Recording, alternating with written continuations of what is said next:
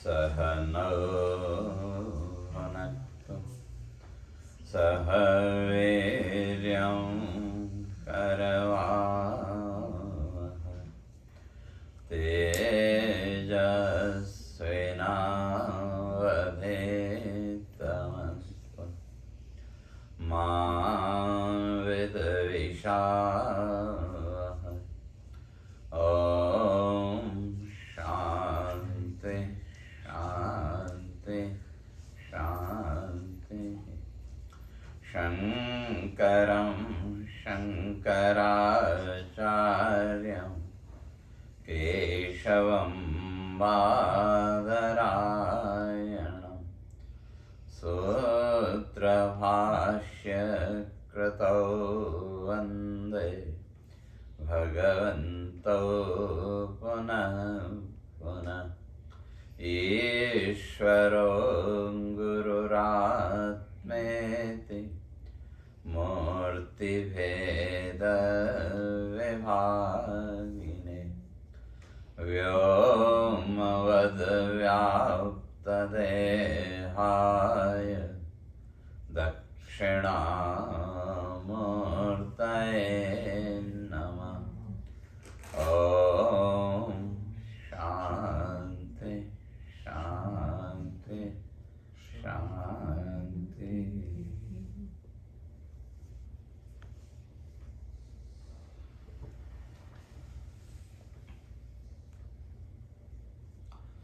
हम लोग भागवत की चर्चा कर रहे थे,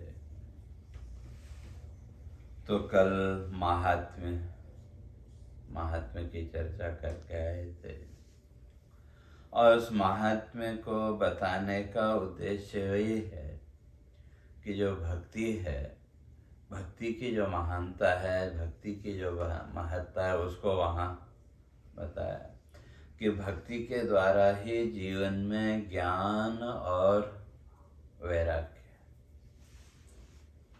और भक्ति कैसी होनी चाहिए, तो उसमें भी कई तरह के विवाद लोगों के अंदर हैं। सगुण निर्गुण का विवाद, बड़ा झगड़ा लोगों के अंदर है।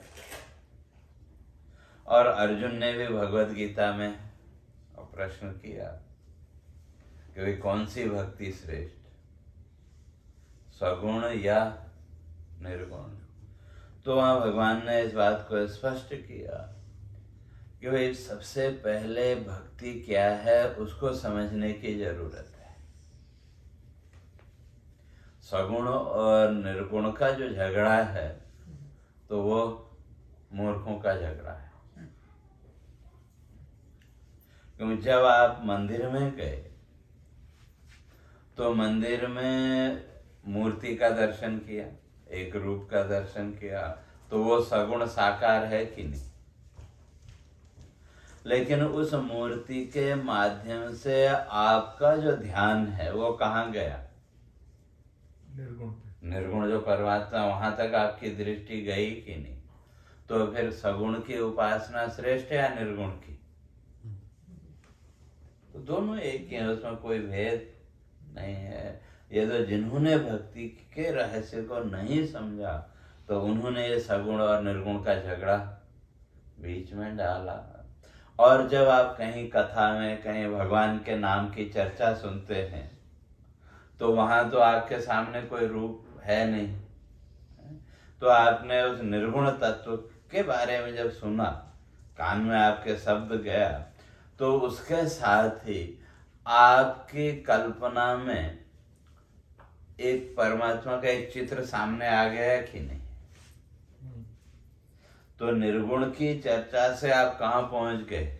सगुण तक। और सगुण से कहाँ पहुंचे? निर्गुण तक। अब यह है कि जिस रूप में भी आपको वो लगे, लेकिन समस्या यही है, हम लोग जीवन भर उसी झगड़े में उलझे रहे कि सगुण की भक्ति करें कि निर्गुण की भक्ति करें। तो इसलिए भागवत में भी इसी बात को स्पष्ट किया, आगे स्पष्ट करेंगे कि जिस रूप में भी आप ईश्वर को देख सकते हैं, उस रूप में भक्ति श्रेष्ठ है। तो इसलिए सगुण और निर्गुण के झगड़े में पड़ने की जरूरत नहीं है। और दूसरा फिर धुंधकारी का, तो वहाँ कर्म और साथ ही साथ ज्ञान की महत्ता, जो ज्ञान चर्चा है। और जो भागवत है उसमें तो जैसे हमने कल भी कहा था कि वो तो ब्रह्म सूत्र की ही व्याख्या है,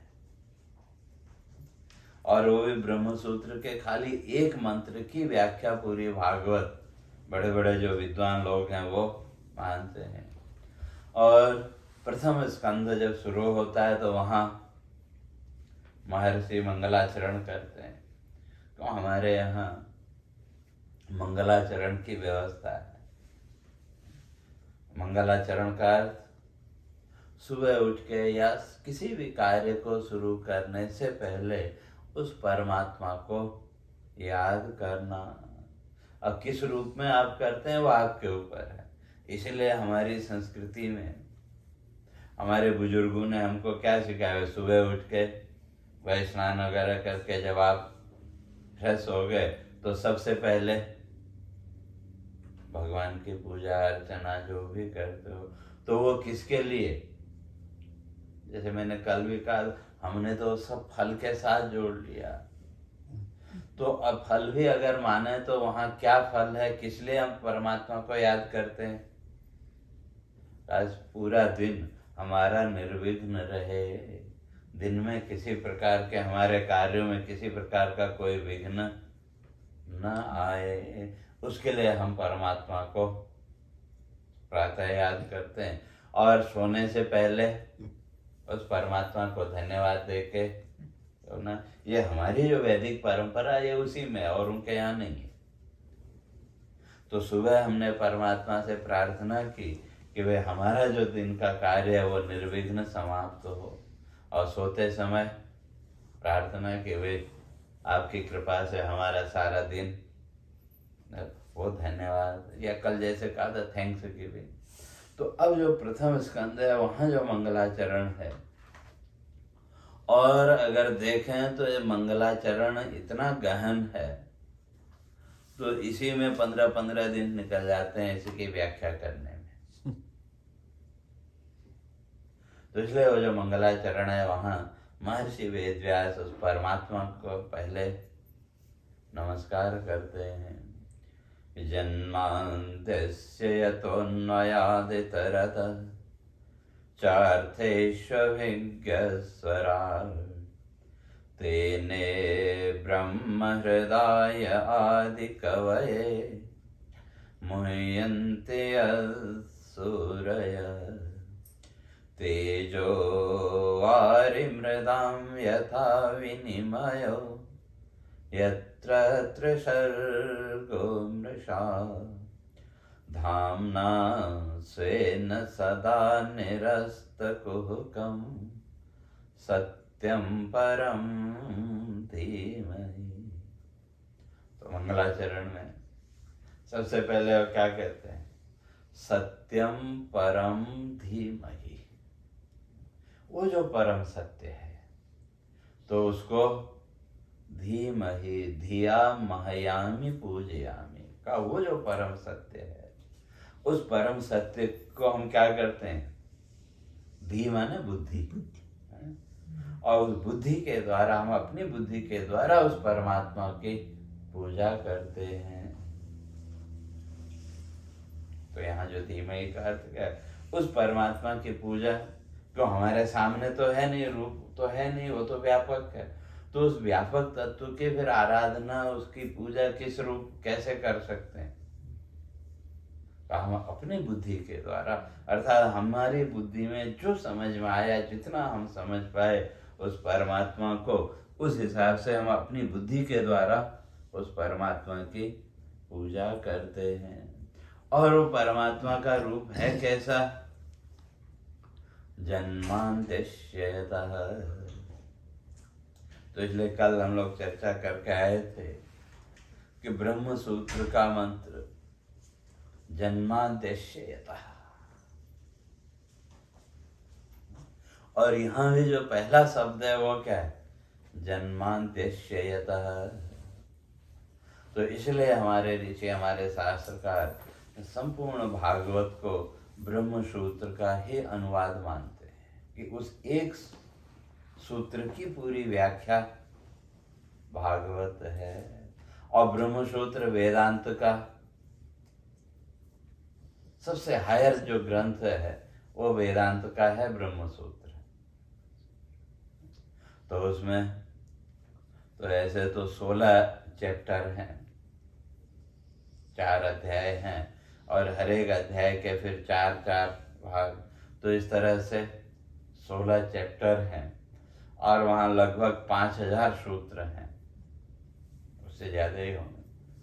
तो वो सब वेदांत की चर्चा है। तो ये जो भागवत है ये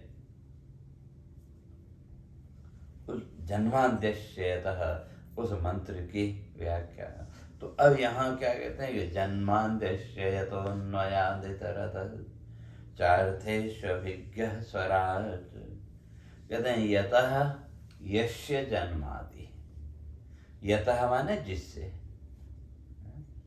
और यस्य जिसका, तो जन्मादि जिससे जिसका जन्म आदि होता है, अर्थात जन्म मृत्यु आदि ये संसार का जितना भी चक्र है, ये सारा चक्र जिससे चल रहा है, जिसके होने से चल रहा है। और ये सारा जन्म मृत्यु का जो चक्र है वो किसके होने से, ठीक है हम कह सकते हैं वे परमात्मा, लेकिन जैसे मैंने कल भी कहा था शायद, कि हमारा जितना भी संसार है, जो कुछ भी सुबह से लेकर के शाम तक, अच्छा बुरा मैं मेरा, जितना भी हमारा संसार है, इसका बेस क्या है?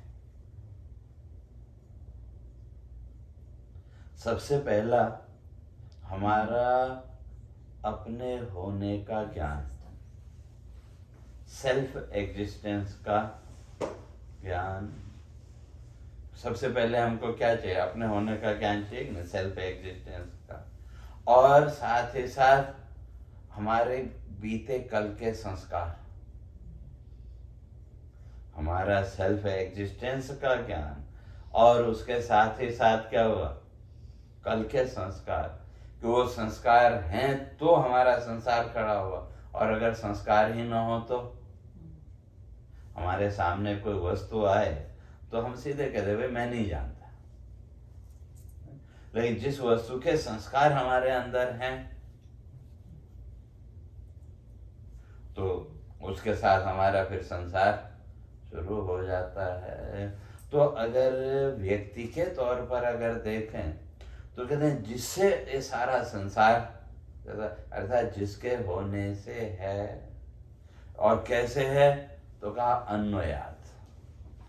अन्वय का अर्थ होता है, संस्कृत में अगर कहें यत् सत्वे यत् सत्वम यद अभावे यद अभाव, जिसके होने से जो है और जिसके होने से जो नहीं है। अन्वय और मतलब जिसके होने से जो है, जैसे सेल्फ एग्जिस्टेंस है तो हमारा सारा संसार सुबह से शाम तक का है। और अगर सेल्फ एग्जिस्टेंस नहीं है या कभी बेहोशी में चले गए या साउंड स्लीप में, तो वहाँ क्या हो गया? वो साउंड स्लीप में तो वहाँ भी सेल्फ एग्जिस्टेंस तो है, लेकिन जैसा क्लियर जागृत में वैसा नहीं है। तो सारा हमारा जागृत का व्यवहार, जागृत का हमारा सारा संसार किस पर टिका हुआ है? अपने होने के ज्ञान पर, सेल्फ एग्जिस्टेंस के ज्ञान पर। और अगर सेल्फ एग्जिस्टेंस का ज्ञान नहीं है तो संसार भी नहीं है। तो इसको कहा अन्वय और व्यतिरेक। तो ये जितना भी संसार है, कहते हैं यतः जिससे प्रकट हो रहा है। और कैसा? जन्मादि, जन्म स्थिति और लय। जन्म माने प्राकट्य जिसको हम कहते हैं जन्म, स्थिति और उसका लीन हो जाना या मृत्यु। जन्म, स्थिति और मृत्यु ये सब जिसके होने से है, संसार का जितना भी वो है। तो अब अगर व्यक्तिगत उसमें हम देखें तो एक ही दिन में हमारा कितनी बार जन्म हुआ और कितनी बार मृत्यु हुई। सुबह से लेकर के शाम तक अगर हम देखें तो हमने अपने ही कितने रूप देखे।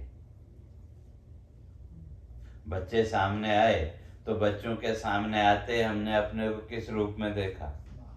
माता पिता दादा दादी के रूप में। और माता पिता सामने आए तो बच्चों के रूप में। तो इस तरह से सुबह से लेकर शाम तक अगर देखें तो कितने अपने रूप देखे, और हर एक रूप उत्पन्न भी हुआ कि नहीं। जैसा दृश्य हमारे सामने आया उस दृश्य के अनुसार हमने अपने एक रूप की कल्पना की, और जब कल्पना की तो उस रूप को हमने प्रकट भी किया, और जितनी देर उसकी जरूरत है उतनी देर अपने को उसी रूप में देखते और मानते रहे कि नहीं। या यूं कह लें कि जब तक हमारे सामने की पिक्चर नहीं बदली तो तब तक हम उसी रूप में टिके रहे, और सामने की जैसे ही पिक्चर बदली, दृश्य बदला, तो हमारा वो रूप भी बदल गया है कि नहीं। तो कहाँ गया? तो जन्म हुआ, थोड़ी देर स्थिति रही, और फिर बच्चे सामने आए तो फिर वो रूप प्रकट हो गया। तो इस तरह से सुबह से लेकर के शाम तक हमारे ये जितने भी रूप हैं, ये कितनी बार ये प्रकट हुए और कितनी बार मरे, उसकी कोई गिनती नहीं। तो ये चक्र तो निरंतर और चल रहा है। तो अब जन्म भी, स्थिति भी और मृत्यु भी। तो ये जितने भी हमारे रूप हैं, जो भी हमने एक कल्पना की, इन सारे रूपों का आधार क्या है? सेल्फ एग्जिस्टेंस है कि नहीं। तो वही यहाँ कहते हैं। तो उसी तरह से जब हम अपने इतने रूपों के जन्म, स्थिति और मृत्यु के आधार हो सकते हैं एक ही दिन में, तो जिसको हम परमात्मा कहते हैं, तो फिर वो नहीं हो सकता है क्या? या और थोड़ा आगे जाना तो अब इस बॉडी को ही ले लो। हमारी इस बॉडी में कितने जीव हैं?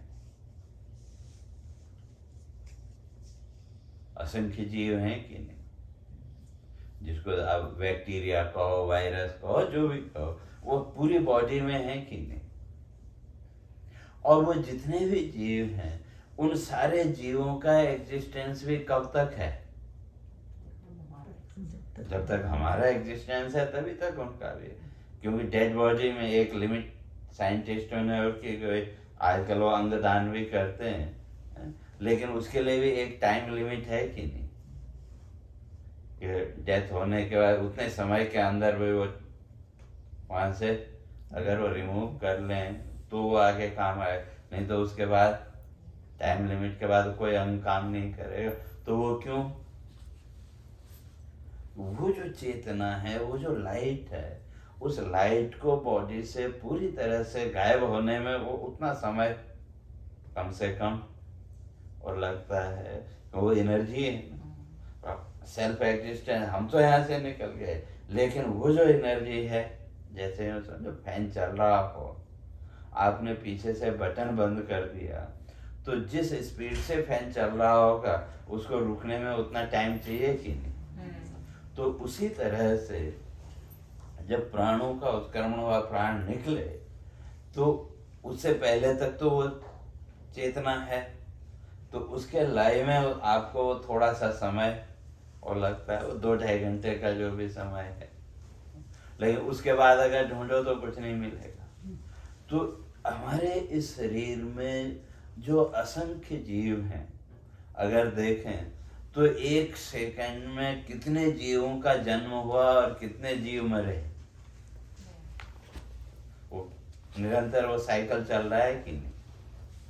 लेकिन किसके होने से? हमारा सेल्फ एग्जिस्टेंस है तो वो सब तो चल रहा है, और सेल्फ एग्जिस्टेंस ना हो तो नहीं चलेगा। तो इसलिए कहते हैं ये जन्मादि। तो अब असंख्य जीव 1 सेकंड में या 1 दिन में अगर देखें तो इसीलिए जो लोगों की जो कल्पना की, तो पैर के तलवे से सिर तक कहते हैं इस शरीर में ही 7 लोक हैं। उसका शास्त्रकारों ने अलग अलग विभाजन किया। क्यों? कि हर जगह के अलग अलग जीव हैं। आजकल देखो डॉक्टर हर जगह की दवा अलग अलग है कि नहीं।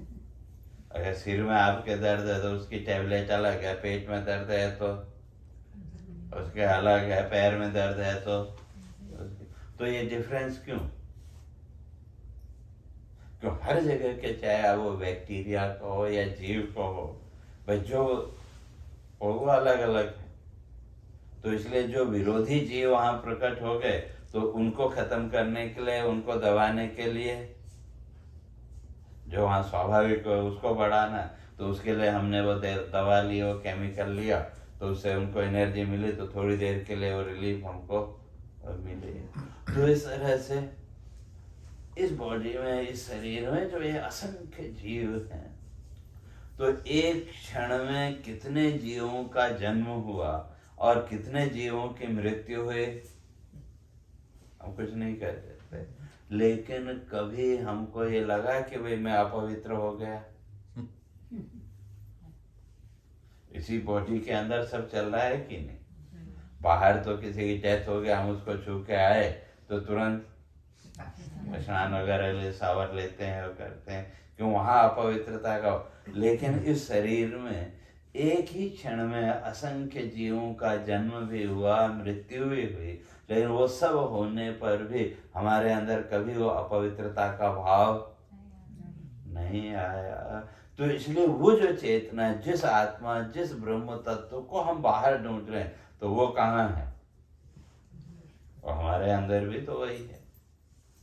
तो इसलिए यहाँ कहते हैं जन्माद्यस्येतः, जिसके होने से ये जन्म, स्थिति और मृत्यु ये सब हो रहे हैं। तो नयादितरतः चार्थेष्वभिज्ञः स्वराट। तो अब ये जो जीव है, ये जीव ही स्वयं क्या है? कहते हैं जन्म, जीवों की जन्म मृत्यु आदि का आधार तो ये, जैसे मैंने कहा, हमारे भी सुबह से लेकर के शाम तक कितने जन्म हो गए। हम तो खाली साल भर में एक बर्थडे आदि वो मनाते हैं, लेकिन अगर देखें तो एक ही दिन में कितनी बार हमारा जन्म हुआ और कितनी बार हमारी मृत्यु हुई। चलो वो भी नहीं माने तो जब सोने के लिए गए तो वो भी तो क्या है, और जो साउंड स्लीप है उसको भी मृत्यु माना। इसलिए 6 अवस्थाएं, तीन के फिर और 3 रूप के, मोह, मूर्छा और मृत्यु। तो जागृत, स्वप्न और सुसुप्ति, इन तीनों अवस्थाओं को दूसरा नाम दिया मोह, मूर्छा और मृत्यु। तो जो जागृत कालीन जो हमारी अवस्था है, कहते हैं ये मोह की अवस्था है।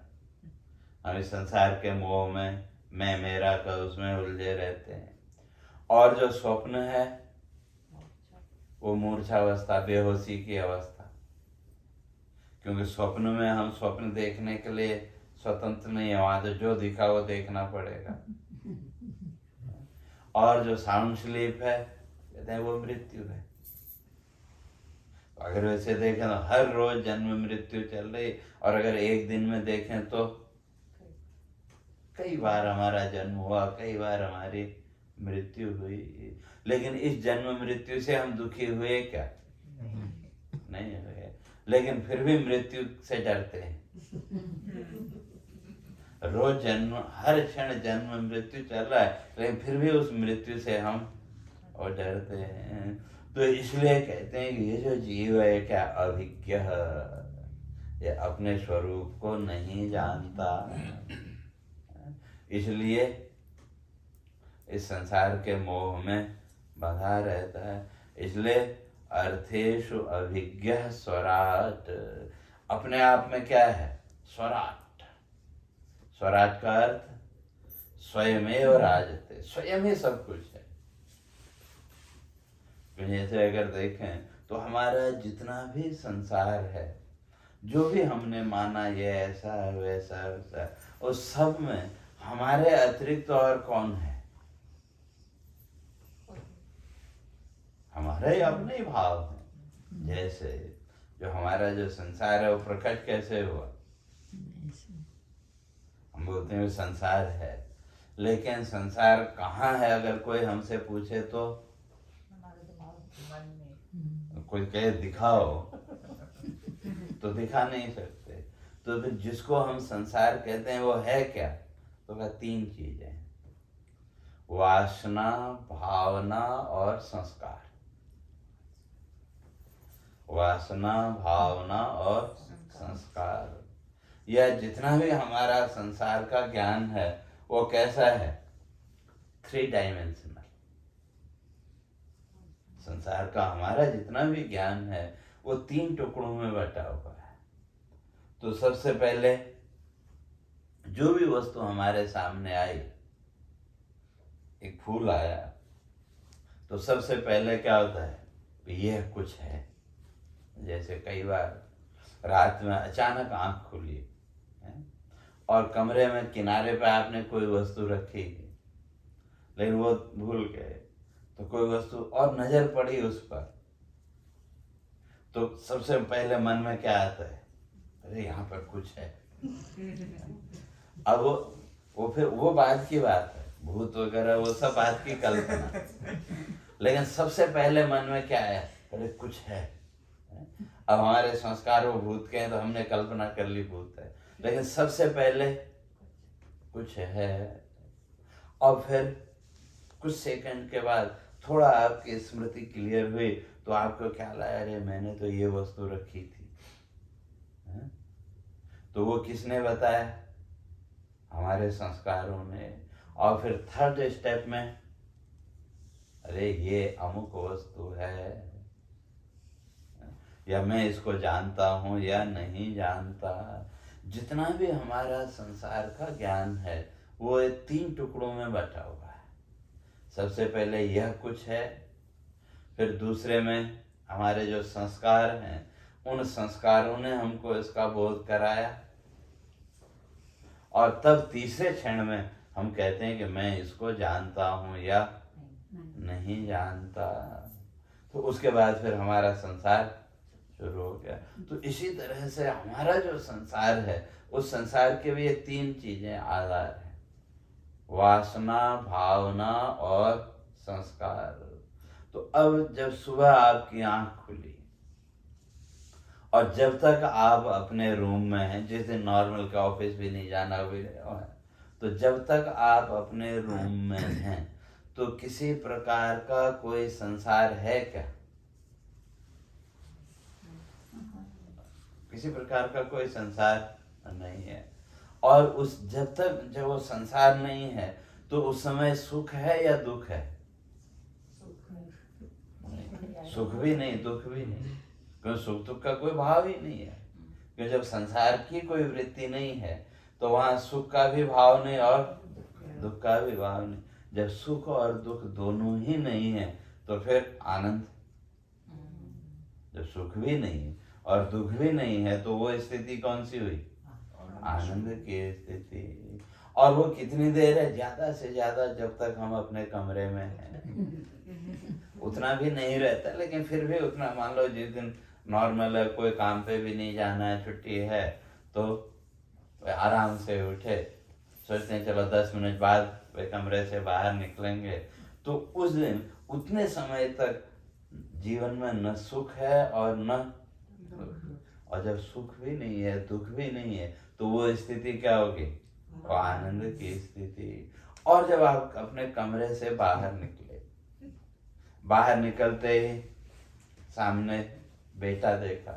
कल हम लोग चर्चा करके आए थे कि ब्रह्म सूत्र का मंत्र जन्माद्यस्यतः,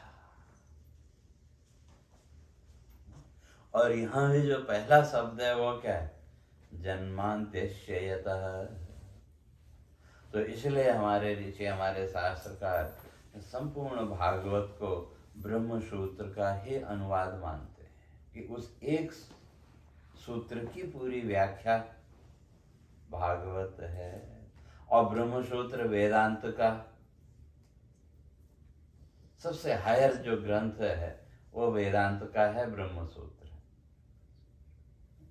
तो उसमें तो ऐसे तो 16 चैप्टर हैं, 4 अध्याय हैं, और हर एक अध्याय के फिर 4-4 भाग, तो इस तरह से 16 चैप्टर हैं, और वहाँ लगभग 5000 सूत्र हैं, उससे ज़्यादा ही होंगे।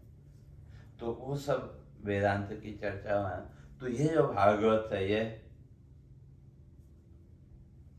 उस जन्माद्यश्यतः उस मंत्र की व्याख्या है। तो अब यहाँ क्या कहते हैं कि जन्माद्यश्यतोन्वयादितरतः चार्थेष्वभिज्ञः स्वराट्, कहते हैं यतः यस्य जन्मादि, यतः माने जिससे, और यस्य जिसका, तो जन्मादि जिससे जिसका जन्म आदि होता है, अर्थात जन्म मृत्यु आदि ये संसार का जितना भी चक्र है, ये सारा चक्र जिससे चल रहा है, जिसके होने से चल रहा है। और ये सारा जन्म मृत्यु का जो चक्र है वो किसके होने से, ठीक है हम कह सकते हैं वे परमात्मा, लेकिन जैसे मैंने कल भी कहा था कि हमारा जितना भी संसार है,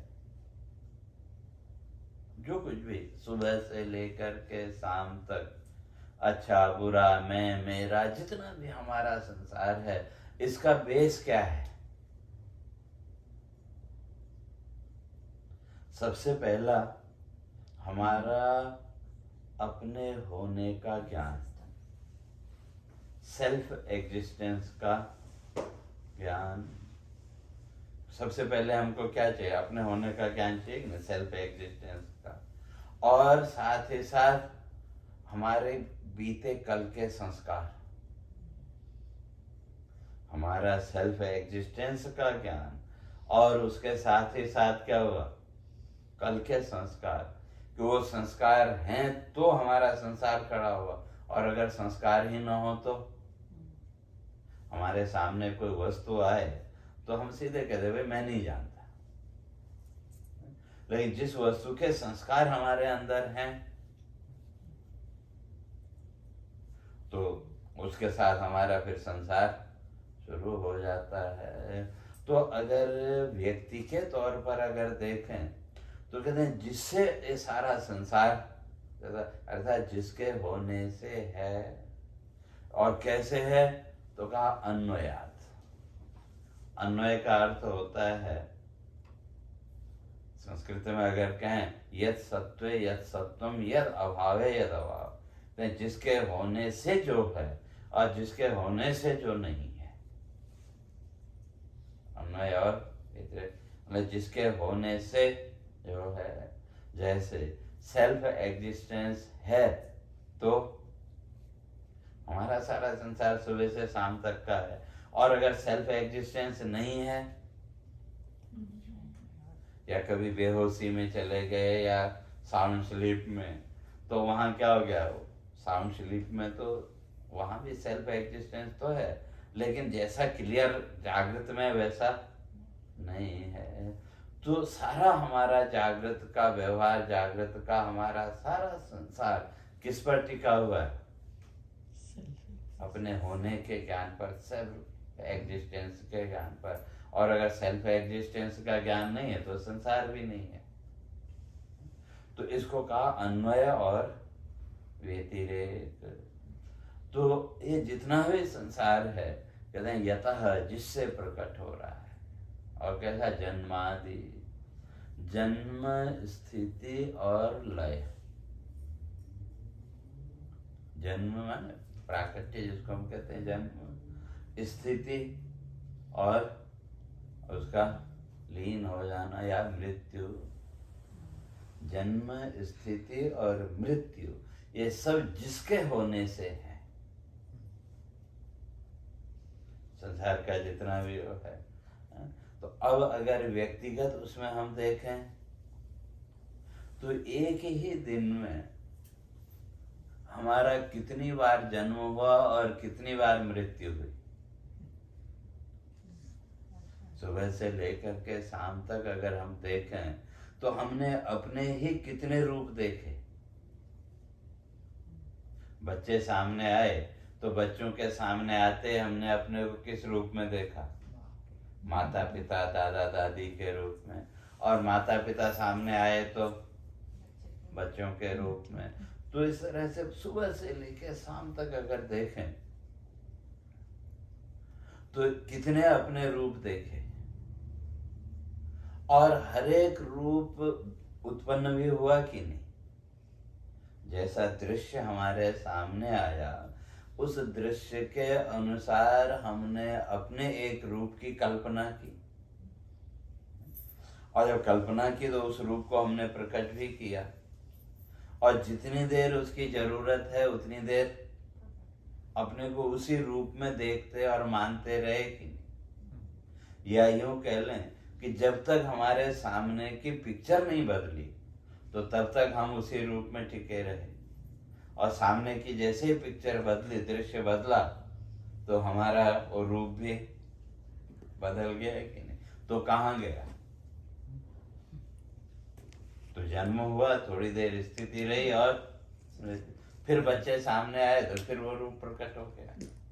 तो इस तरह से सुबह से लेकर के शाम तक हमारे ये जितने भी रूप हैं, ये कितनी बार ये प्रकट हुए और कितनी बार मरे, उसकी कोई गिनती नहीं। तो ये चक्र तो निरंतर और चल रहा है। तो अब जन्म भी, स्थिति भी और मृत्यु भी।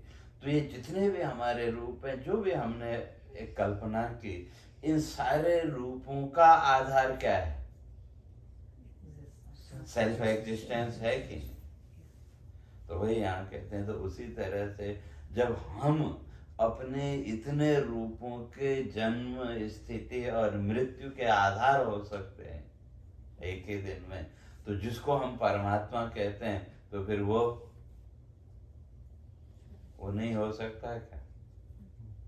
या और थोड़ा आगे जाना तो अब इस बॉडी को ही ले लो।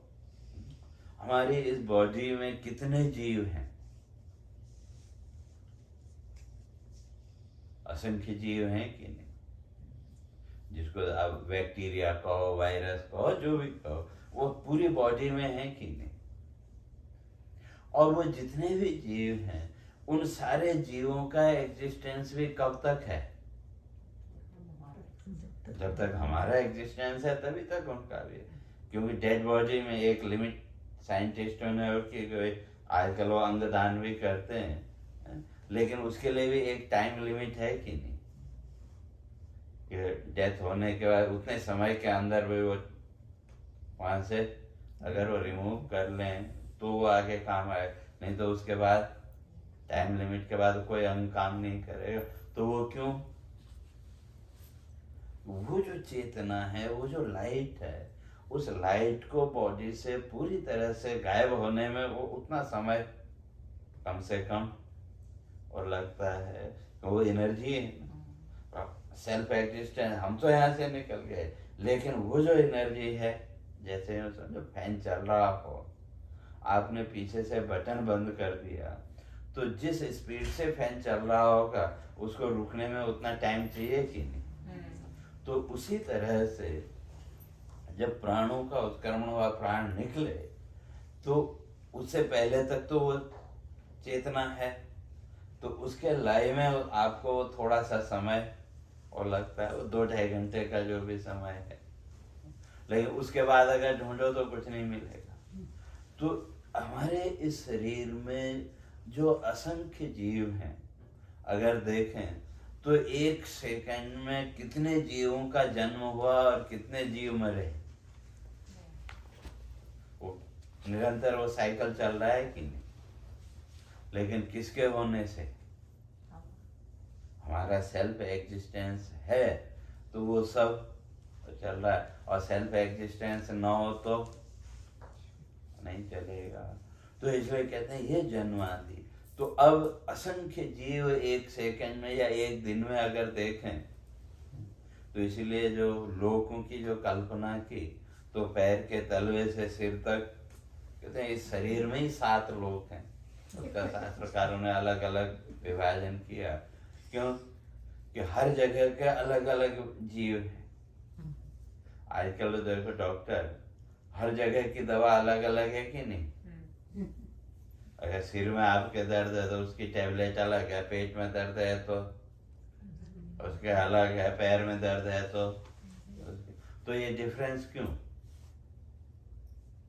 क्यों हर जगह के, चाहे वो बैक्टीरिया को हो या जीव को हो, भाई जो वो अलग अलग है।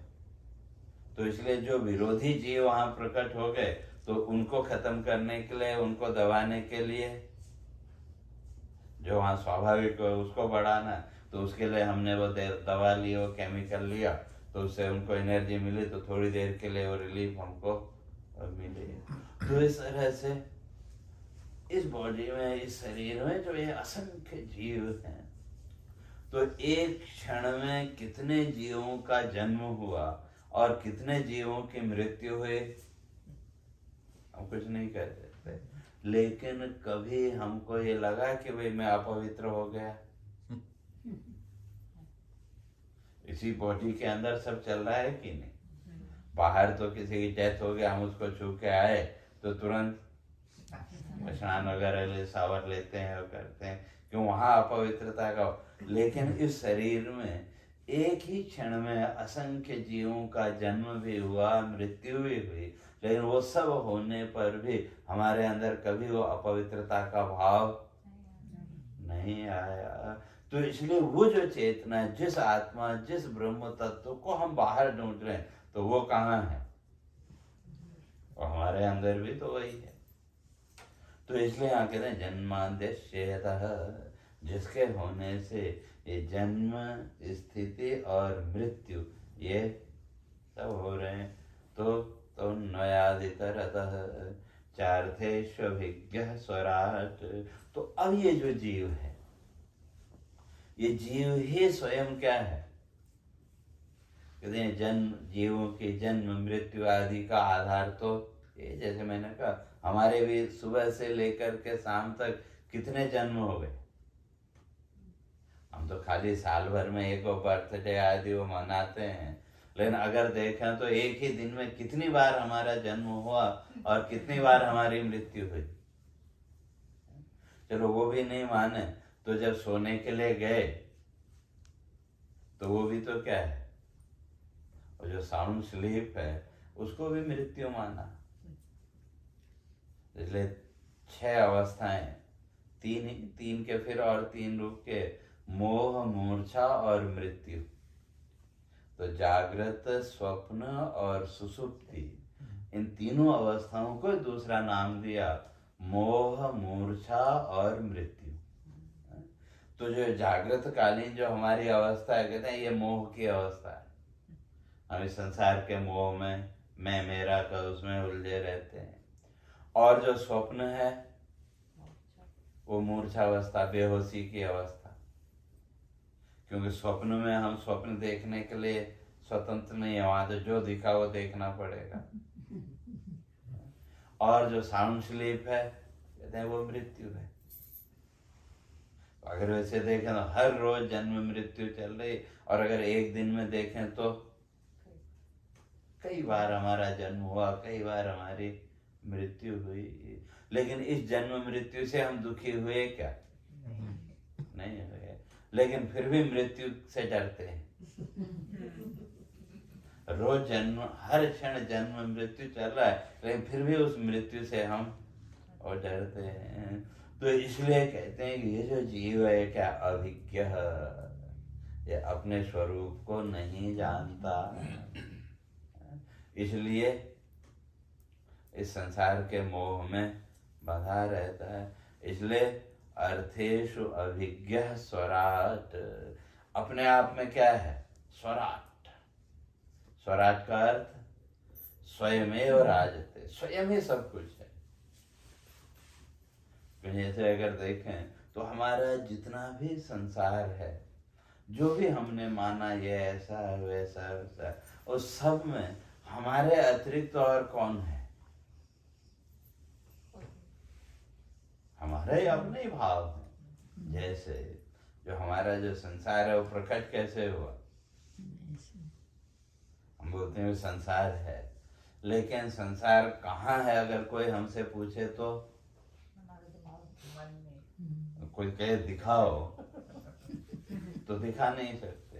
तो फिर जिसको हम संसार कहते हैं वो है क्या? तो क्या 3 चीजें, वासना, भावना और संस्कार। वासना, भावना और संस्कार, यह जितना भी हमारा संसार का ज्ञान है वो कैसा है? 3 डायमेंशनल। संसार का हमारा जितना भी ज्ञान है वो 3 टुकड़ों में बटा हुआ है। तो सबसे पहले जो भी वस्तु हमारे सामने आई, एक फूल आया, तो सबसे पहले क्या होता है? यह कुछ है।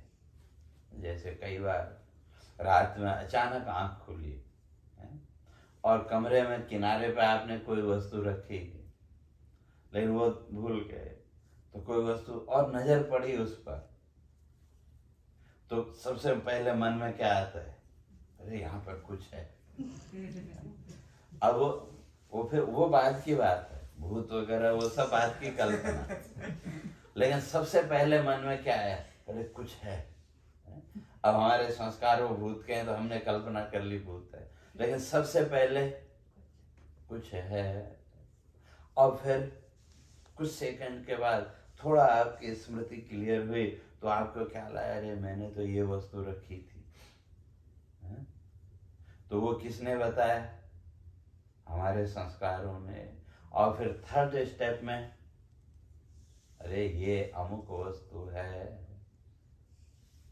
या मैं इसको जानता हूँ या नहीं जानता। जितना भी हमारा संसार का ज्ञान है वो 3 टुकड़ों में बटा हुआ है।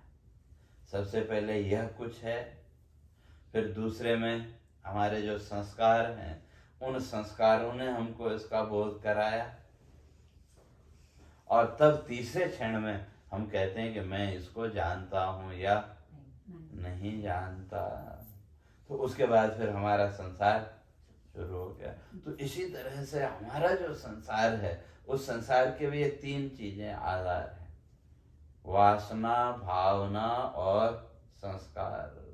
तो अब जब सुबह आपकी आंख खुली और जब तक आप अपने रूम में हैं, जिस दिन नॉर्मल का ऑफिस भी नहीं जाना भी है, तो जब तक आप अपने रूम में हैं तो किसी प्रकार का कोई संसार है क्या? किसी प्रकार का कोई संसार नहीं है। और उस जब वो संसार नहीं है तो उस समय सुख है या दुख है? सुख भी नहीं, दुख भी नहीं, क्योंकि सुख दुख का कोई भाव ही नहीं है। क्योंकि जब संसार की कोई वृत्ति नहीं है तो वहां सुख का भी भाव नहीं और दुख का भी भाव नहीं। जब सुख और दुख दोनों ही नहीं है तो फिर आनंद। जब सुख भी नहीं और दुख भी नहीं है तो वो स्थिति कौन सी हुई? आनंद की स्थिति। और वो कितनी देर है? ज्यादा से ज्यादा जब तक हम अपने कमरे में हैं। उतना भी नहीं रहता, लेकिन फिर भी उतना, मान लो जिस दिन नॉर्मल है, कोई काम पे भी नहीं जाना है, छुट्टी है, तो आराम से उठे, सोचते हैं चलो 10 मिनट बाद वे कमरे से बाहर निकलेंगे, तो उस दिन उतने समय तक जीवन में न सुख है और न दुख। और जब सुख भी नहीं है, दुख भी नहीं है, तो वो स्थिति क्या होगी? वो आनंद की स्थिति। और जब आप अपने कमरे से बाहर निकले, बाहर निकलते ही सामने बेटा देखा, ये जो भी देखा, बीवी देखी, जो भी देखा, तो जो दृश्य आपके सामने आया उस दृश्य को देखते ही, अब ये हमारा रोज का वो है, तो इसलिए ये जो 3 टुकड़े होता है, ये इसका जल्दी पता नहीं लगता, क्योंकि रोज का वो संस्कार इतना फास्ट वो है। तो अब जिसको भी आपने सामने देखा तो उसको देखते ही हमारे जो संस्कार थे वो जागृत हुए। अरे कल इसके लिए ये बोला था या वो कहा था, जो भी आपने प्रॉमिस किया, चाहे बच्चे हो, कोई भी फैमिली मेंबर हो, लेकिन उससे पहले तक वो सब नहीं था। तो उसको देखते ही क्या हो गया, आपको कल की याद आ गई, भाई कल इसके लिए मैंने ये बोला था, ये करना है, वो करना है। तो ये क्या हुआ, संस्कारों ने क्या किया, हमारे कल के जो संस्कार थे उन्होंने हमारे अंदर उन भावों को जागृत किया। अब उन भावों को जागृत करते ही तो ये कौन है और मैं कौन हूँ वो थोड़ा क्लियर हुआ। और उस भाव को जब हमने पकड़ा, उस भाव को पकड़ा और साथ ही साथ क्या किया, सामने जो है उसके ऊपर उसको प्रोजेक्ट किया। लेकिन ये प्रोसेस इतना फास्ट है, इतनी जल्दी पकड़ में नहीं आएगा। तो हमने अपने भावों को, वो संस्कार जागृत हुए, संस्कारों ने हमारे अंदर एक भाव को पैदा किया। और जिसके कोई संस्कार ही नहीं है, उस दृश्य को भी आपने देखा तो आपके अंदर कोई भाव भी पैदा नहीं होता।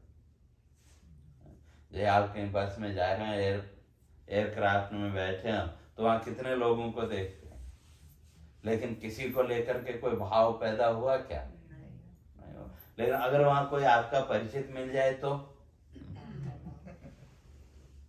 तुरंत एक भाव वहां जागृत हो जाता है कि नहीं? तो ये सब कहाँ से आया? हमारे वो संस्कार। तो उन संस्कारों ने हमारे अंदर उस भाव को पैदा किया और उस भाव को हमने क्या किया, सामने जो वस्तु है उसके ऊपर प्रोजेक्ट कर दिया।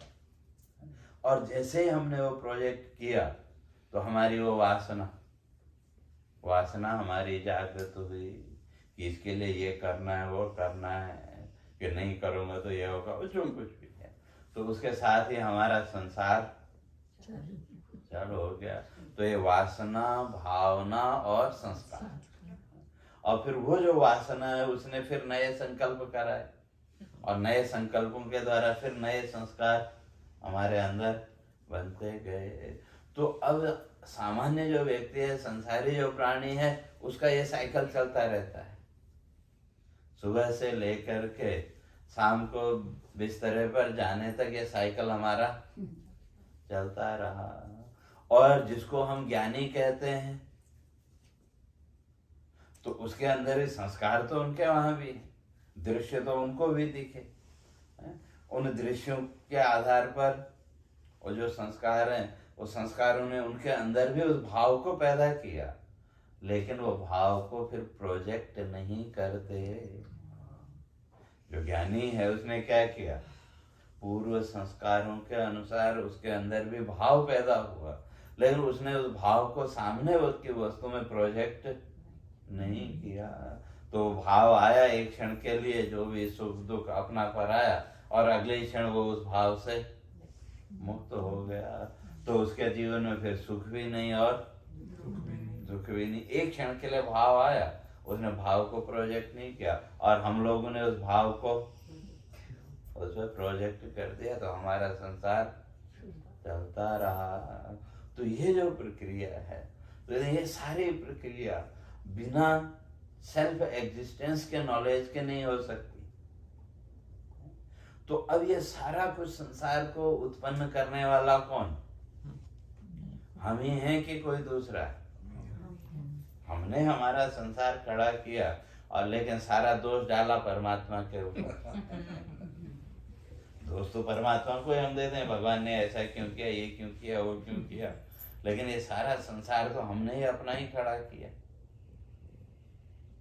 तो इसलिए कहते हैं स्वराट, ये स्वयं प्रकाशवान है, सब कुछ सामर्थ्य इसी के अंदर है, लेकिन फिर भी क्या है, अभिज्ञ।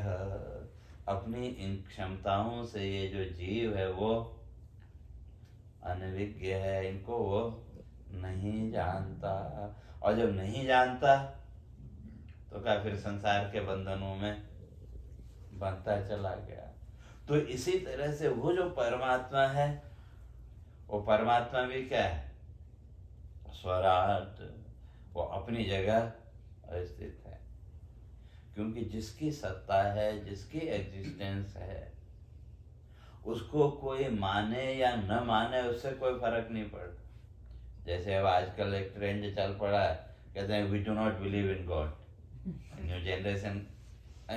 लेकिन तुम विश्वास करो या नहीं करो, तुम मानो या नहीं मानो, उसे जो एग्जिस्ट है उसको क्या फर्क पड़ेगा।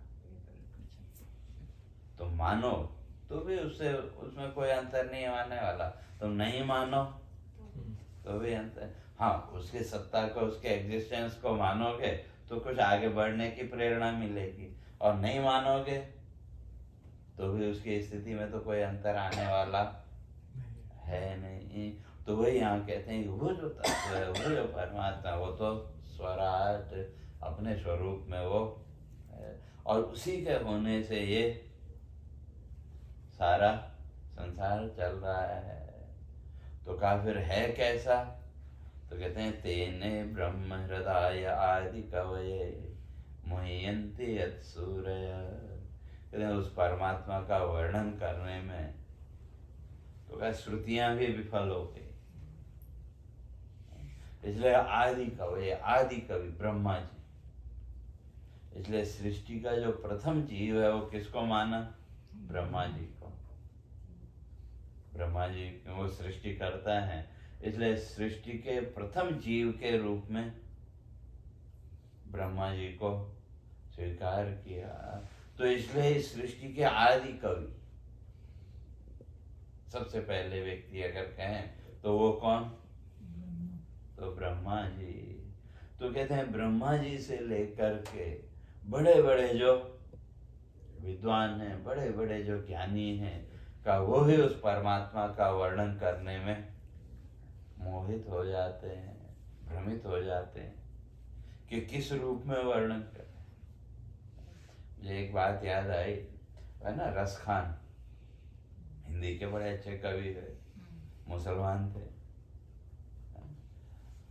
तो कहते हैं कि एक बार, और वो जूता बनाने का काम करते थे, और कहाँ, उधर लाहौर में, पाकिस्तान में थे।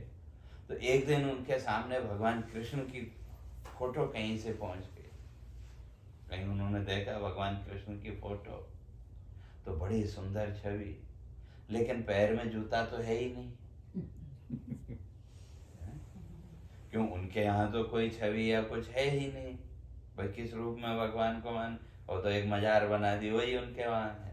तो हमारे यहाँ तो बहुत से रूप हैं। तो भगवान कृष्ण की छवि जब उनके सामने गई तो उनको लगा कि देखो भाई हिंदुओं के देवता कितने सुंदर हैं, लेकिन इन्होंने इनको जूता तो पहनाया ही नहीं। बाकी श्रृंगार तो हम सब करते हैं, कहीं भी फोटो देखो, कहीं भी देखो, लेकिन पैर में तो कोई नहीं, पैर तो नंगे ही रखते हैं कि नहीं, चित्र जितने भी चित्र हैं। तो उसके अंदर भाव उठा कि वे मैं भगवान के लिए जूता बनाऊंगा। भाव की बात है, क्यों उनके यहाँ तो कुछ ऐसा है नहीं। तो वहां से वो, उसको पता था कि भाई कृष्ण है तो कहाँ रहते हैं, तो कभी वृंदावन में। तो पूछते पूछते कहते हैं वृंदावन आ गए।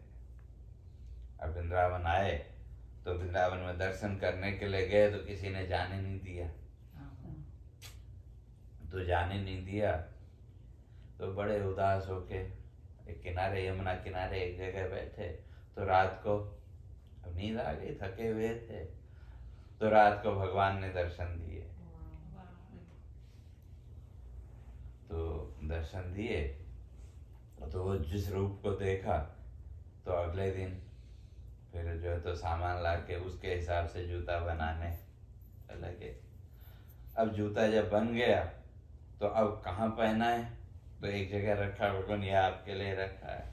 फिर उस दिन फिर कहते हैं कि वो दर्शन दिए, तो उस दिन रूप उससे बड़ा। तो इस तरह से काफी दिनों तक वो जो है तो ऐसे भगवान उनके साथ भी वो क्रीड़ा करते रहे।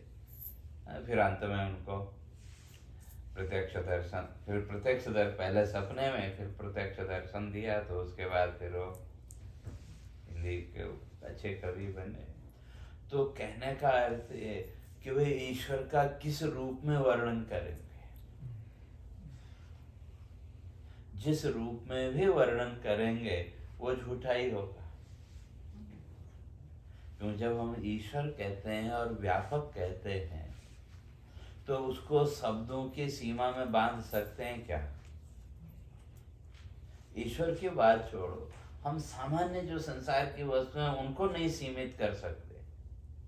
जैसे आसमान है, किसी का आपके पास फोन आया, भाई क्या हाल चाल है। हम खड़े थे बाहर, हमने कहा यहाँ तो पूरा आसमान बादलों से भरा हुआ, बारिश होने वाली है? और वो दूसरा क्या कहता है, भाई नहीं हमारे यहाँ तो आसमान एकदम साफ है, यहाँ तो धूप है। तो अब बताओ कौन सच बोल रहा है, कौन झूठ बोल रहा है?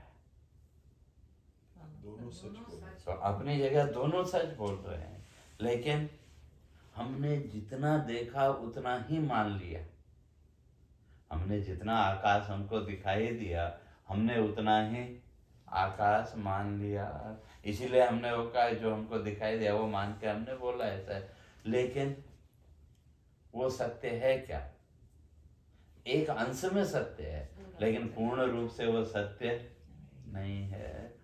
तो इसी तरह से अगर अपने को भी हम देखें, बचपन से लेकर के आज तक हमने कहीं न कहीं अपने आप को भी किसी सीमा में बांधने की कोशिश की कि नहीं, कि मैं ऐसा हूं, मैं वैसा हूं करके, लेकिन आज तक बांध पाए क्या? आज तक हम अपने आप को किसी एक शाब्दिक उसमें या किसी एक सीमा में नहीं बांध पाए, या अपना कोई सही वर्णन हम अपना खुद का नहीं कर पाए। दूसरों की तो बात छोड़ो, अगर हम अपना ही वर्णन कर रहे हैं, मैं क्या हूँ, कैसा हूँ, तो कोई कर सकता है क्या? जब तक वो वर्णन करने जाएंगे तब तक वो बदल जाता है। तो जब हम अपना ही पूर्ण रूप से वर्णन नहीं कर सकते, तो फिर जो व्यापक वस्तु है, जो आकाश का हम पूर्ण रूप से कथन नहीं कर सकते, तो जिसकी सत्ता में वो आकाश भी काम कर रहा है, तो वो फिर कितना व्यापक होगा, तो फिर उसका वर्णन कैसे होगा? तो इसलिए मुह्यन्ति यत् सूरयः, इसलिए जिसने जिस रूप में उस तत्व को देखा, उस रूप में उसका वर्णन किया। जैसे आजकल एक वो भी बड़ी भ्रांति लोगों में है, भाई कौन सा भगवान छोटा और कौन सा बड़ा, ये भी भ्रांति बहुत लोगों में है। और वो टीवी में आने वाले बहुत से लोगों ने उस भ्रांति को और ज्यादा बड़ा किया। तो वास्तव में न कोई छोटा न कोई बड़ा। जैसे मैंने अभी कहा कि सुबह से लेकर के शाम तक आपने अपने कितने रूप देखे, अनगिनत अलग अलग हैं कि नहीं? तो इसको आप छोटा बड़ा करके अलग कर सकते हैं क्या? कौन सा रूप आपका छोटा और कौन सा बड़ा अलग कर सकते हैं क्या? तो जहां जिस रूप की जरूरत थी वहां उसका महत्व है। माँ के रूप में जहां आपकी जरूरत थी वहां उस रूप का महत्व है। पिता के रूप में जहां आपकी जरूरत, वहां उसी रूप का महत्व है। और जो आपके परिचित हैं, बच्चे हैं, तो बच्चों की दृष्टि में आपका कौन सा रूप श्रेष्ठ? माता पिता का। और माता पिता की दृष्टि में बच्चे का, पुत्र पुत्री का। अगर इनमें से कोई आपका वर्णन करे तो किस रूप में करेगा? बच्चे माता पिता के रूप में करेंगे, भाई बहन के रूप में। तो हर एक का वर्णन सही है कि नहीं? गलत भी नहीं कह सकते, लेकिन पूरा है क्या? एकांगी, एक भाग में हमने उसको देखा। तो जब सबको मिलाएंगे तो एक पूर्ण रूप में। तो अब जिसने आपको जिस रूप में देखा, उसकी दृष्टि में आपका वही रूप श्रेष्ठ है कि नहीं? तो इसी तरह से ये जितने भी रूप भगवान के हैं, जिसने उस ईश्वर को जिस रूप में देखा, वो एक चित्र हमारे सामने रख दिया, उसके लिए तो वही श्रेष्ठ है जिसने जिस रूप में देखा। और हम लोग बिना अक्ल के तो उसी में लड़ते झगड़ते रहे, कौन सा बड़ा कौन सा छोटा। ये कभी हमने विचार नहीं किया कि हमारे लिए कौन सा रूप श्रेष्ठ है, हमारी श्रद्धा किसके प्रति है वो हमने कभी विचार ही नहीं किया। इसलिए वो छोटे बड़े के चक्कर में उलझे रहे। तो कहने का अर्थ ये कि जब हम अपने रूप को अलग अलग नहीं कर सकते छोटे बड़े में, तो फिर ईश्वर को कैसे बांट सकते हैं? मुंह से तो हम बोलते हैं भगवान एक है वो है, लेकिन जीवन के व्यवहार में हमने उसी ईश्वर को बांट दिया कि नहीं? ये मेरा भगवान, ये तेरा भगवान, ये छोटा ये बड़ा जो कुछ भी है। तो इसलिए कहते हैं वो जो ईश्वर तत्व है, कहते हैं उसका वर्णन करने में मुह्यन्ति यत् सूरय, बड़े बड़े विद्वान बड़े बड़े ज्ञानी भी उसका वर्णन नहीं कर सकते। और ये सारा जो संसार है ये कैसा, कहते हैं तेजो वारि मृदाम यथा विनिमयो यत्र त्रिसर्गो मृषा धाम्ना स्वेन सदा निरस्तकुहकं सत्यं परं धीमहि। तेजो वारि मृदाम यथा विनिमयो, कहते हैं ये जितना भी संसार है ये कैसा है? झूठा, मिथ्या। वेदांत की दृष्टि में तो ये मिथ्या है। क्यों? वेदांत की दृष्टि में अगर देखें तो कोई संसार पैदा हुआ ही नहीं। ये सब क्या है?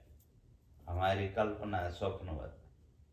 जैसे सपने में जो दृश्य आपने देखे, और सपना देखने का स्थान कितना बड़ा? हमारे हृदय में। और कितना बड़ा है? कहते हैं सबसे छोटी जो सुई है उसमें धागा डालने के लिए जितनी जगह होती, कहते हैं उतना है, उतनी कल्पना करो। चलो वहां तक हमारी दृष्टि नहीं गई, कोई बात नहीं। हम जहाँ सोए हैं वो कमरा कितना बड़ा? 10 बाई 20 का होगा, हॉल होगा, जो भी होगा। और जो दृश्य हम स्वप्न में देख रहे हैं वो उस कमरे में समा सकते हैं क्या? उस कमरे में वो नहीं समा सकते। क्यों? अगर वास्तविक होते तो फिर सवेरे वो कमरा नहीं रहता। लेकिन जिस समय हम वो दृश्य देख रहे हैं स्वप्न में, वो सारे दृश्य हमको सच्चे ही लगते हैं कि नहीं? लेकिन वास्तव में वहां क्या है? वहां कुछ नहीं है। तो उसी तरह से जिस संसार को हमने सच्चा मान रखा वो हमारी उस कल्पना के अतिरिक्त और क्या है? माया। कल्पना कहो, माया कहो, बात एक ही है। क्यों? जो व्यक्ति जहाँ है वो वहाँ है। अब उसको लेके कोई समाचार हमको आया और हमने अपनी कल्पना में एक संसार बना लिया और उस संसार को लेकर के फिर सुखी और दुखी। तो वास्तविकता क्या है वहाँ?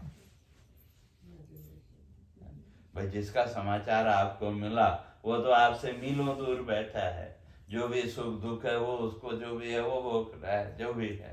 लेकिन यहाँ हम अपनी ही कल्पनाओं में हमने अपना एक संसार बना लिया कि नहीं, कि कहीं ऐसा तो नहीं होगा, कहीं ये तो नहीं होगा, वो तो नहीं होगा, और बिना कारण के हम सुखी और दुखी। अपनी ही कल्पनाओं के कारण, बिना कारण के हम सुखी और दुखी हुए कि नहीं? तो वो ये कहते हैं इसी तरह से ये सारा संसार क्या है? कहते हैं मिथ्या, झूठा। तो कैसे? का तेजो वारि मृदाम यथा विनिमयो। कहते हैं 3 चीजें, पृथ्वी और हवा और तेज। तो हवा और सूर्य की रोशनी और पृथ्वी, ये जब मिला इनका हो तो आपको पानी का भ्रम होता है कि नहीं? रोड पर आप जा रहे हो तो कई बार आगे कैसा लगता है कि वो पानी है, लेकिन वहाँ पानी है क्या? वहाँ तो कुछ नहीं, वहाँ तो एयर और सूर्य की रोशनी और मिलके और नीचे पृथ्वी है। तो ये मिल करके एक क्या हुआ? भ्रम पैदा हुआ कि नहीं? इल्यूजन। लेकिन जो उसको नहीं जानता उसको तो वो पानी दिखेगा कि नहीं? तो इसी तरह से ये सारा संसार भी क्या है? कहते हैं वही इल्यूजन है, उसके अतिरिक्त और कुछ नहीं। और हमने इस इल्यूजन को ही सच्चा मान लिया। तो इसलिए तेजो वारि मृदाम यथा विनिमय, कहते हैं जिस तरह से तेज और मिट्टी और हवा इनके संयोग से वहां जब जल का भ्रम हुआ, तो कहते हैं उसी तरह से ये सारा संसार इत्र त्रिसर्गो, सत्व रज और तमोगुण, इन तीनों गुणों से निर्मित ये जो सृष्टि है, ये भी कैसी है? ये तीन चीजों से, जैसे पानी हमको दिखने लगा, पृथ्वी, हवा और सूर्य का तेज, इन तीनों के संयोग से हमको बीच में क्या दिखने लगा? जल सा दिखने लगा। तो लेकिन वो क्या है झूठा। लेकिन जो अज्ञानी है उसको वो सच्चा सा लगता है। लेकिन जब वहां पहुंचा तो वो पानी उतना ही आगे पहुंच गया, उतना ही आगे होता जाता है कि नहीं? तो इसलिए किसी ने बड़ी अच्छी बात लिखी, कहा माया छाया एक सी, बिरला जाने कोई,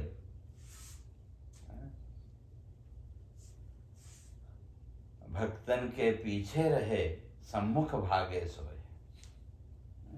जो भक्त लोग हैं, जो ज्ञानी हैं, का वो माया उनके आगे नहीं आती। वो जितना उस तरह जाए माया उतना ही आगे, लेकिन ये पीछे रहती है, पीछे से अपना काम करती है, सामने नहीं आती। तो इसलिए माया और छाया दोनों, कहते हैं दोनों एक जैसे।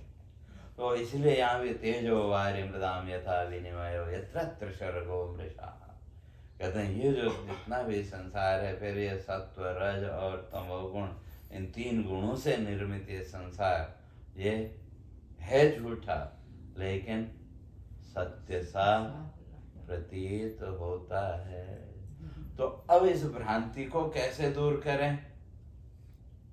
धामना स्वेन सदा निरस्तकुहकं सत्यम परम धीमहि स्वेन धामना।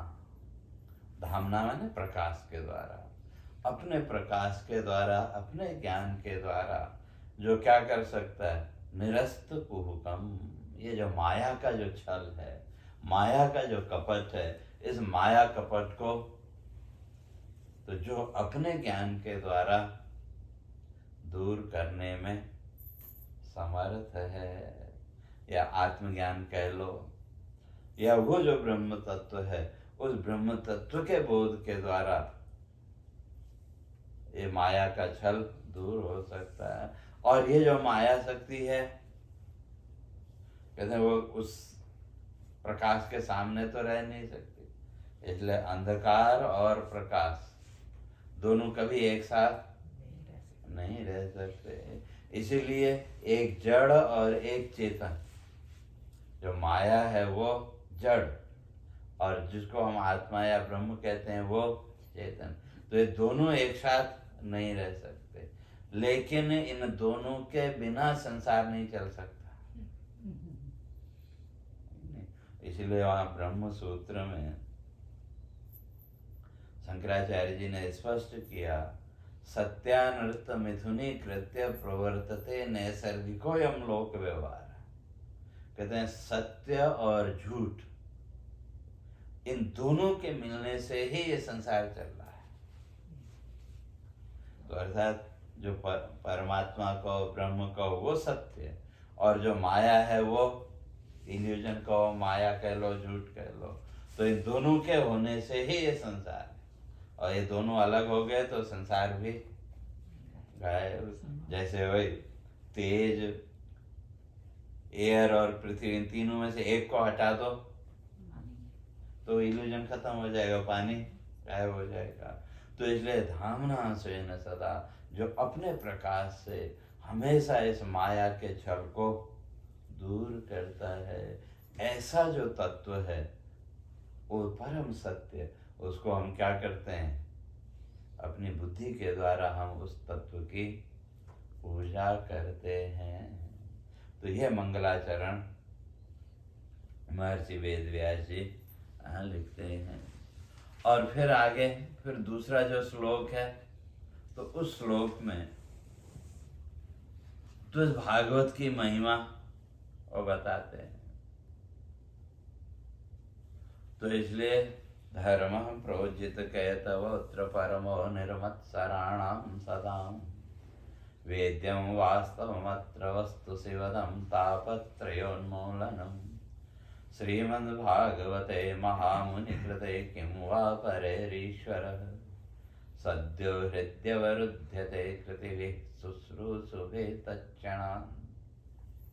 तो भागवत की महत्ता और इस भागवत का जो अधिकारी है वो कौन है, और इस भागवत का जो फल है वो क्या है, तो वो इस श्लोक में बताते हैं कि धर्म प्रोजित कहतवोत्र परमो निर्मत्सराणाम सताम। तो ये जो भागवत है इसमें क्या बताया, धर्म को बताया कि मनुष्य का धर्म क्या होना चाहिए, मनुष्य का धर्म कैसा होना चाहिए, उसका वर्णन इस भागवत में बताया। और तो कैसा परम धर्म, तो छल कपट नहीं है। तो लोग व्यवहार में तो धर्म को बताने के लोग छल कपट भी करते हैं, लेकिन यहाँ कहते हैं महर्षि वेद व्यास ने कोई छल कपट नहीं किया। जो सही धर्म है उस धर्म को यहाँ बताया। और जहाँ तक धर्म की बात है, तो धर्म को लेकर के भी लोगों में बड़ी बड़ी भ्रांतियां हैं। हम तो इस धर्म को मानने वाले, हम तो इस धर्म को मानने वाले। तो वास्तव में उन लोगों ने धर्म के अर्थ को समझा ही नहीं। इसलिए वाल्मीकि रामायण में धर्म शब्द की व्याख्या करते हुए महर्षि वाल्मीकि लिखते हैं, धारणा धर्म इत्याहु। धर्म क्या है, जो हमको धारण करे, अर्थात आत्मा। तो उस आत्म शक्ति के बिना तो कुछ, तो इसलिए हमारा धर्म क्या है, उस आत्म तत्व को जानना, वही हमारा धर्म है।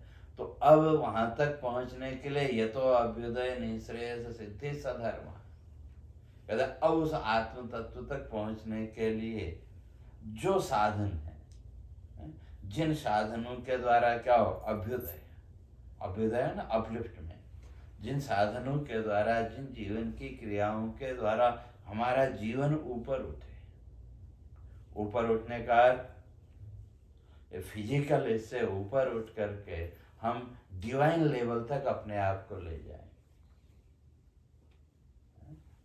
अभी तक तो हमारा सामान्य लेवल मैं मेरा, हम उसी में उलझे हुए हैं। लेकिन जो इस मैं मेरा से ऊपर उठ गया, सब लोग कल्याण के लिए जो काम करता है, उसको हम क्या बोलते हैं? इस संसार में भी हम बोलते हैं अमुक तो बड़ा देवता आदमी है, बोलते हैं कि तो अर्थात वो लेवल हमारा ऊपर उठे जिससे जीवन का, तो उसके लिए जो कुछ भी हम करते हैं उस सब को हमारे ऋषियों ने धर्म के साथ जोड़ दिया। और साथ ही साथ निःश्रेयस सिद्धि, निःश्रेयस माने मोक्ष। तो अर्थात जो जीवन की क्रियाएं हमारे जीवन को ऊपर उठाएं और हमको मोक्ष तक ले जाएं, ऐसी जो क्रियाएं हैं उन सबको हमारे ऋषियों ने क्या कहा? धर्म कहा। लेकिन हम लोगों ने तो केवल लौकिक क्रियाओं को ही धर्म मान लिया। वह उसी में जो है तो मैं ये धर्म को मानने वाला, मैं ये मानने वाला, और उसी धर्म को लेकर के आपस में, तो अर्थात हमने उस धर्म के महत्व को जाना ही नहीं, समझा ही नहीं। इसलिए हमारा जो मानव धर्म है वो क्या होना चाहिए, तो कथाओं के माध्यम से कहते हैं इस भागवत में उसकी चर्चा है। और इस भागवत किसके लिए है? निर्मत्सराणाम सताम। यहाँ दोनों अर्थ। तो भागवत श्रवण का फल क्या होगा वो भी इसी पद के द्वारा महर्षि बताते हैं। और इसके योग्य अधिकारी कौन है? तो कहा निर्मत्सराणाम, राग द्वेष आदि मत्सर आदि दोषों से जिनका मन शुद्ध है, भागवत उनके लिए है। आजकल तो हम लोगों ने तो क्या है, ये जो भागवत कहने वाले तो उन्होंने क्या है, एक आध कथा रख ली, बीच में नाच गाना होता रहा और हम भी गए, थोड़ी देर सुना तो हमने भी सोच लिया भाई हमने भागवत की कथा सुन ली। इसलिए यहाँ कहते हैं भागवत किसके लिए है? निर्मत्सराणाम सताम, जो ऐसे सज्जन व्यक्ति जिनका हृदय संसार के राग द्वेष आदि से मुक्त हो चुका है, भागवत उनके लिए। या भागवत का जो सही अर्थों में श्रवण करेगा, उसका चिंतन करेगा, तो उनका मन भी क्या होगा, संसार के धीरे धीरे संसार के राग द्वेष आदि इनसे वो मुक्त हो जाएगा। तो उनके लिए भागवत है। अर्थात जो इस संसार बंधन से मुक्त होना चाहते हैं, अपने चित्त को, अपने हृदय को जो शुद्ध करना चाहते हैं, उनके लिए ये भागवत की कथा है। ये मनोरंजन का साधन नहीं है। आजकल तो भागवत को लोगों ने एंटरटेनमेंट, और कितनी देर करते हैं? पहले तो दिन में 2 टाइम करते थे, अब आजकल तो 1 टाइम कर दिया लोगों ने, वो भी 3-4 साढ़े 3 घंटे। लेकिन उसमें अगर केवल भागवत पाठ भी आप करो तो भी पूरा नहीं होगा। भागवत की कथा की बात तो अलग है। क्यों? अगर संक्षेप में भी आपको अगर भागवत करनी है तो कम से कम 60 घंटे चाहिए, 60 आवर्स, 60। उतना तब कहीं जाके पूरा भागवत का एक पारायण हो पाता है। अब जो 3 घंटे में 2 कथाएं सुनाई और नाच गाना किया, तो वहाँ भागवत का तो कोई महत्व रहा ही नहीं। वो तो केवल एंटरटेनमेंट। और हम लोगों को भी क्या चाहिए, एक फॉर्मेलिटी, भाई चलो हमने भागवत सुन ली, वहां गए, थोड़ा नाच गाना किया और तो इसलिए ये जो भागवत है, तो इसके 2 उद्देश्य, एक जो सुनने वाले हैं उनको भी ये क्या कर देगी, निर्मत्सराणाम, उनके मन के जो भी दोष हैं उनको वो भागवत दूर करेगी। और निर्मत्सराणाम सताम, तो ये किसके लिए है? कहते हैं जिनके चित्त के विकार दूर हो चुके हैं। और फिर इसमें समझना क्या है, वेद्यम वास्तवमत्र वस्तु शिवदम तापत्रयोन्मूलनम। तो यहाँ समझना क्या है, जानना क्या है? कहते हैं शिवदम। इस भागवत के द्वारा हमको क्या समझना है कि जिसके द्वारा हमारे जीवन में शांति का अनुभव हो, और तापत्रयोन्मूलनम, हमारे जीवन के 3 प्रकार के जो ताप हैं, उन तापों की निवृत्ति हो, ताप हमारे जीवन के दूर हो, वो इसमें समझने की वस्तु है। और आगे कहते हैं कि जिसने इस भागवत को समझ लिया, तो क्या फिर उसको तो ईश्वर की भी जरूरत नहीं रहेगी। क्यों? जब अंतःकरण उसका चित्त इतना शुद्ध हो गया, तो वो तो फिर ईश्वर के समीप ही पहुंच जाएगा। तो फिर उसको अलग से ईश्वर की जरूरत नहीं रहेगी। कैसे? तो मैं सोचता हूँ उसकी चर्चा फिर अपने आगे करेंगे। अब तो सीधे होके बैठे हैं 2 मिनट के लिए हरिओम की ध्वनि के साथ, और ध्यान कल जैसे बताया था उस हिसाब से बैठ के आंख बंद करके सामने जो दिखे उसको देखना, और माइंड को एकदम फ्री रखना है। हरे